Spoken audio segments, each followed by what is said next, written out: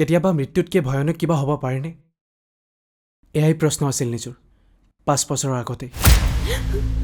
মৃত্যুৰ প্ৰতি তাইৰ ভয় নাছিল। কথাবোৰ অদ্ভুত। কোনে মাৰিছিল?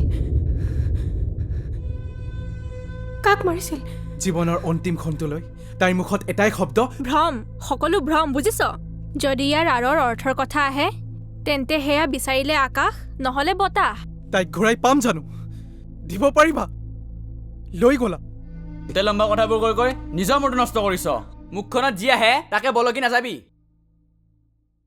যাওঁগে ব'ল, সন্ধিয়া নামিছে। তই গৈ থাক, মই নীলাতৰাটিৰ সৈতে এবাৰ কথা পাতি যাম। অলপ পাছতেই নামি আহিব ৰ।